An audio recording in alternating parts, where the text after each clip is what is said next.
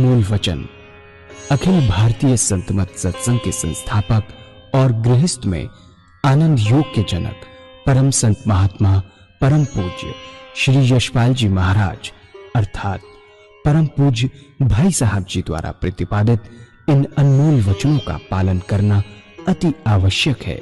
ये वचन हमारी गृहस्थ आध्यात्मिक साधना के लिए मूलभूत सिद्धांत हैं, जो इस प्रकार हैं। हम दुनिया की हर चीज की कीमत आंकते हैं, अपने मानव जीवन की कीमत भी जाने व परमात्मा की प्राप्ति हेतु साधना करें। मनुष्य योनि एक उपहार है, इसीलिए परमात्मा को धन्यवाद देते हुए आधा घंटा प्रातःकाल, आधा घंटा सायंकाल पूजा अवश्य करें। सत्संग, सतनाम व सद्गुरु को प्राथमिकता देते हुए इसी के आधार पर ध्यान योगाभ्यास अवश्य करें व गृहस्थ के कार्यों को परमात्मा का कार्य समझकर उसी की याद में संपन्न करें। हर समय ये ध्यान रहे कि गुरु कृपा द्वारा परमात्मा की पवित्र सत्ता का हमारी आत्मा में वास है, अतः मन में निरंतर अपने इष्ट देव का जाप करें। मान सम्मान की इच्छा ना करें व अपमान से दुखी ना हो। परमात्मा के अतिरिक्त किसी और का भय ना करें। दूसरों की बुराई न करें, न सुने, सत्य व मधुर बोलें, अश्लील शब्द मुंह से ना निकालें, सभी से नम्रतापूर्ण व सुंदर व्यवहार करें। धर्म पत्नी के अतिरिक्त अपने से बड़ी से माता जैसा, बराबर की से बहन जैसा व छोटी से पुत्री जैसा व्यवहार करें। सांसारिक जीवन यापन की आवश्यकताएं अंतहीन है, इसलिए अधिक से अधिक समय सत्संग में व धन परोपकार में खर्च करें। याद रखें, न स्त्री माया है, न धन दौलत, न ही परिवार। माया वह है जो हृदय को परमात्मा से दूर हटा दे। अतः निरंतर सत्संग और सद्गुरु की शरण में रहने का प्रयास करें। भोजन अपने इष्ट को अर्पण कर प्रसाद रूप में परमात्मा की याद में करें। रात्रि में सोने से पहले अच्छे बुरे कार्यों का आत्मनिरीक्षण कर उसका समुचित पश्चाताप करते हुए ध्यान करें व प्रभु की गहरी याद में ही विश्राम करें। परमात्मा तू ही है, तेरी इच्छा पूर्ण हो।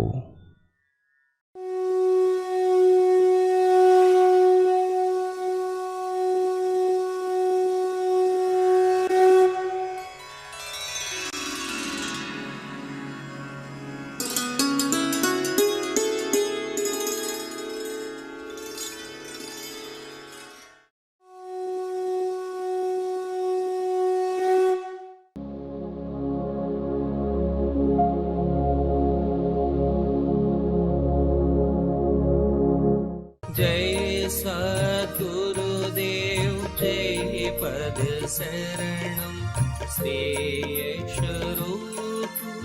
चरणों शरणम। जय सद्गुरुदेव जय पद शरणम श्रेयस्वरूप चरणों शरणम। पूज्य माता और बंधुओं, अभी एक भजन होगा और भजन के साथ साथ सभी भाई बहन अपने अपने इष्ट को जिसको मानते हैं उनका ध्यान करेंगे। हमने इतना लिया आपसे, आंख उठती नहीं आपके सामने, सर भी झुकता रहे, नक्श पाँव जहां मन ये सोचा करे कर्जदां हम तेरे। मन ये सोचा करे कर्जदां हम तेरे। जिस्म और जान दोनों तुम्हारी ही थी, ये कायनात भी है तुम्हारी सनम। जिस्म और जान दोनों तुम्हारी ही थी, ये कायनात भी है तुम्हारी सनम। हम क्या देंगे तुम्हें, हम क्या देंगे तुम्हें, ये तुम ही सोच लो। तुम हो पैदा हुए बांटने के लिए। हमने इतना लिया लिया आपसे, आंख उठती नहीं आपके सामने। सर भी झुकता रहे नक्श पाँव हो जहाँ, मन ये सोचा करे कर्जदां तेरे। रहनुमा मेरे रहबर, मेरे गुलबदन, चेहरा नूरानी है आँख मस्तानी है। रहनुमा मेरे रहबर, मेरे गुलबदन, चेहरा नूरानी है आँख मस्तानी है। एक नशा सा टपकता तेरी रूह से, एक नशा सा टपकता तेरी रूह से। उस नशे में सराबोर रहते हैं हम। एक नशा सा टपकता तेरी रूह से, उस नशे में सराबोर रहते हैं हम। हमने इतना लिया लिया आपसे, आंख उठती नहीं आपके सामने। सर भी झुकता रहे नक्श पाँव हो यहाँ, मन ये सोचा करे कर्जदां हम तेरे। तेरे रहमो करम के भिखारी हैं हम, भीख दे दे हमें उम्र भर के लिए।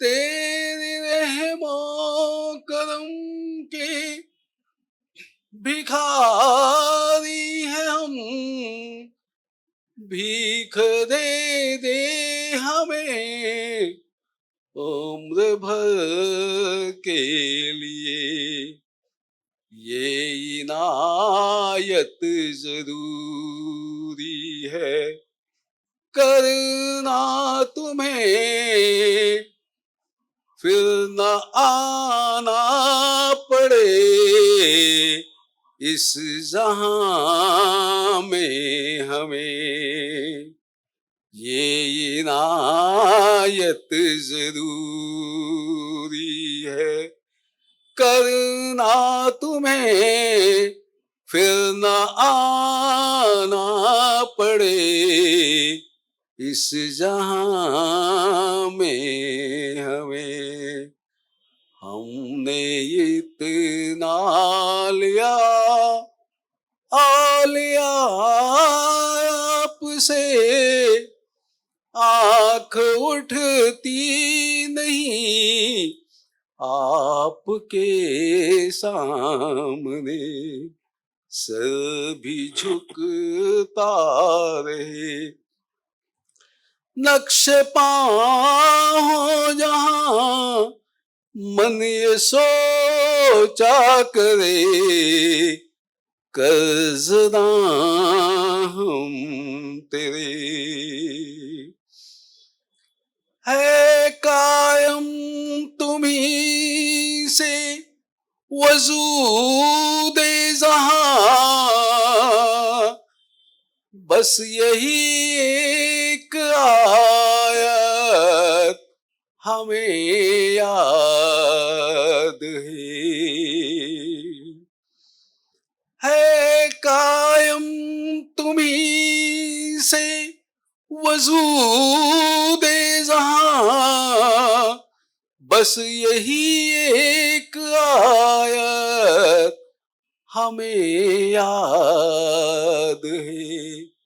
हम शरीयत से बिल्कुल भी वाकिफ नहीं, कुल है तू जुज है हम जानते बस यही, हमने इतना लिया लिया आपसे, आँख उठती नहीं आपके सामने, सर भी झुकता रहे, नक्श पाँव हो जहाँ मन ये सोचा करे, कर्ज़दां हम तेरे, मन ये सोचा करे, कर्ज़दां हम तेरे।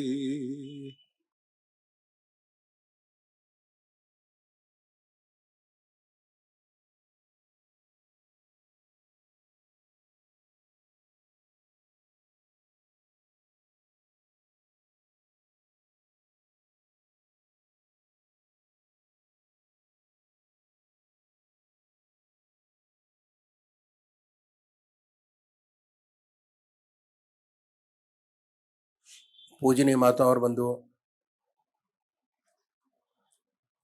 आज का भंडारा परम संत महात्मा श्री ब्रजमोहन लाल जी महाराज की याद में मनाया गया। इस समय उनके जीवन की कुछ घटनाएं मैं आपके सामने रखूंगा। वैसे महात्माओं के जीवन चरित्र पर कुछ कहना या लिखना बड़ी दुविधा की बात है, कठिन समस्या है। उनका जीवन उन भाइयों को मालूम होता है जो उनके संपर्क में आए, किन किन परिस्थितियों में क्या क्या अनुभव मिला, क्या नियामतें मिली, उनका हृदय ही जानता है जो उनके संपर्क में रहे। यह सेवक अपनी छोटी समझ के अनुसार जो कुछ जान पाया आपके सामने रखने का प्रयास करेगा। आप परम संत महात्मा श्री रघुबर दयाल जी महाराज के ज्येष्ठ पुत्र, बहुत समय तक आपकी माता जी की कोई संतान नहीं हुई, घर में चिंता थी, खासकर आपकी माता जी के भाई और उनकी माता जी को। इसलिए आपकी माता जी के भाई और माता जी ने विचार किया कि भगवान शंकर अवरदानी है, यदि रामेश्वरम में जाया जाए और वहां मिन्नत की जाए तो शायद पुत्र रत्न की प्राप्ति हो। इसी ख्याल से वे आपके घर पधारे और जाने का प्रोग्राम निश्चित किया गया। घर जाने के लिए तैयारी हो रही थी कि मौलाना फजल अहमद खान साहब कुद्दुस रूह तशरीफ ले आए। घर में पधारे, जब आए तब उन्हें ज्ञात हुआ कि कहीं जाने की तैयारी हो रही है। परम संत महात्मा रामचंद्र जी महाराज, लाला जी महाराज वहां मौजूद थे। उनसे मालूम किया कि कैसी तैयारियां हैं। आपने बहुत स्पष्ट अर्ज किया कि रघुबर दयाल जी के अभी तक कोई संतान नहीं है और घर में उनकी सास और साले साहब आए हुए हैं, बहू को रामेश्वरम ले जा रहे हैं, जाने की तैयारियां हो रही हैं ताकि वहां मिन्नत की जाए और पुत्र रत्न की प्राप्ति हो। ये कल जाना चाहते हैं। मौलाना साहब ने पढ़ाया कि ऐसी बात है तो जरा सा पानी ले आओ। गिलास में पानी मंगाया, प्रेम भरी दृष्टि जल पर डाली और अल्लाह का नाम लेकर परम संत महात्मा रामचंद्र जी महाराज को दे दिया और कहा कि ये बहू को पिला दो। साथ में यह भी कहा कि इंशाअल्लाह मेरा पोता पैदा होगा। महात्मा जी ने वह गिलास पकड़ा और अपने हाथ से लेकर बहू को पिला दिया। वह जमाना बड़ा पर्दे का था, बड़ा पर्दा होता था। छोटी भाई की बहू को पानी पिला देना पर्दे के हिसाब से बहुत गलत काम था, लेकिन क्योंकि उसमें किबला साहब की दुआ थी और इसकी अहमियत वे अच्छी तरह जानते थे, इसलिए यही ठीक समझा कि ऐसा ना हो, कहीं हुक्म की तालीम ना हो। उन्होंने स्वयं ये काम को अंजाम दिया और अपने हाथ से पानी पिला दिया। और इसके बाद महात्मा रामचंद्र जी महाराज ने कहा कि अब कहीं जाने की आवश्यकता नहीं है। किबला साहब ने समझाया कि जो अल्लाह रामेश्वरम में है वह अल्लाह यहां पर भी है, कहीं जाने की जरूरत नहीं है। कुछ दिनों बाद खुशखबरी मिली कि बहू गर्भवती है। 6 महीने बाद ऐसी हालत बनी कि गर्भपात का डर पैदा हुआ। जब यह बात लाला जी महाराज को पता चली, रात के 12 बजे का समय था, उन्होंने फौरन एक पत्र लिखा किबला साहब की सेवा में कि नन्हे के घर में गर्भ है बहू को, लेकिन गर्भपात का खतरा पैदा हो गया कि गर्भ न गिर जाए। चित्तर नाम का कहार उनके यहां रहा करता था, उसको सत्संगी भाई सब चित्तर चाचा कहा करते थे। चित्तर कहार को रात्रि में ही उन्होंने किबला साहब के यहां भेजा। रात्रि में जाकर उसने दरवाजा खोला, खटखटाया। किबला साहब उठकर बाहर आए, पत्र पढ़ा। पढ़ने के बाद उसके पुष्ट पर लिख दिया कि जिस परवरदिगार ने हमें खुशी की खबर दी है, मुझे यकीन कामिल है कि मेरे पोता पैदा होगा। मैं उसका नाम ब्रिजमोहन लाल रखता हूं। पहले ही कर दिया। पत्र लेकर चित्तरकहार घर पहुंचा। इसके पहले ही जो तकलीफ थी दूर हो गई और 10वें महीने में आपका शुभ पवित्र जन्म हुआ, रामनवमी के दिन। जब आप छोटे थे, गोद में, तो मौलाना फजल अहमद खान साहब घर पधारे। इस बच्चे को देखकर बहुत खुश हुए और गोदी में उठा लिया, बड़े प्यार से खिलाया और उसके बाद पूज्य रामचंद्र जी महाराज को बुलाया और फरमाया कि अल्लाह चाहेगा तो ये मेरा खलीफा होगा। देखो, इसकी तामील का भार तुम्हारे ऊपर है। जब अल्लाह मुझसे पूछेगा कि संसार से क्या लाए, तो तुम्हें और इसको पेश करूंगा। ऐसी दुआ से आपका जन्म हुआ। बचपन में ही आपका रुझान अध्यात्म की ओर था। 11 साल की अवस्था में आपको पूजा मिल गई। जब पूजा मिली तब मिलने के बाद वो बेहोशी हो गई। ऐसा सुंदर ध्यान लगा कि कई घंटों बाद होश आया। महात्मा रामचंद्र जी महाराज ने सारी जिम्मेदारी उनकी पढ़ाई की, शिक्षा की, रहन सहन की अपने ऊपर ली।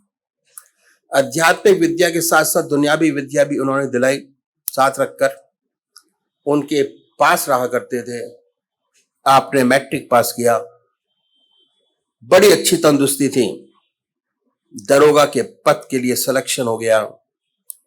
उस जमाने में दरोगा की बड़ी भारा रुतबा हुआ करता था। सिलेक्शन होने के बाद ट्रेनिंग के ऑर्डर्स आए। जब ट्रेनिंग के ऑर्डर्स आ गए तो घर में बड़ी खुशी मनाई गई कि लड़का अफसर होने जा रहा है। मिठाई बांटी गई। वे आपने ट्रेनिंग के कागज लेकर महात्मा रामचंद्र जी के पास गए और ऑर्डर्स महाराज जी की सेवा में पेश कर दिए। महाराज ने उसे पढ़ा। पढ़कर आंखों में आंसू आ गए। कहने लगे कि हम तो तुम्हें गरीब देखना चाहते हैं, बड़े अफसर होने जा रहे हो, बड़ी खुशी है, कोई हर्ज नहीं, लेकिन हम तो तुम्हें गरीब देखना चाहते थे। तो आपने उसी वक्त उन ऑर्डर्स को अपने हाथ से फाड़ कर फेंक दिया और कहा कि जो आप चाहते हैं उसी में मेरी खुशी है, वही मेरे लिए सबसे बड़ी नियामत है। ऐसे त्याग से जीवन प्रारंभ हुआ। इसके बाद लाला जी महाराज की आज्ञा से उसी विभाग में जिसमें अफसर होने जा रहे थे, क्लर्क की तैनाती ली। और आप इन डिपार्टमेंट को अच्छी तरह जानते कि कितनी दिक्कतें उठानी पड़ती हैं। एक ईमानदार काम करने वाले को उसे बड़ी दिक्कतें उठानी पड़ती हैं। उनका बिस्तर हमेशा गोल रहता कि कब ट्रांसफर हो जाए। गलत लिखेंगे नहीं, अफसर लोग मजबूर करते थे, जब तक ये लिखेंगे नहीं तब तक कुछ होगा नहीं। बिस्तर गोल, जहां मर्जी भेज दीजिए।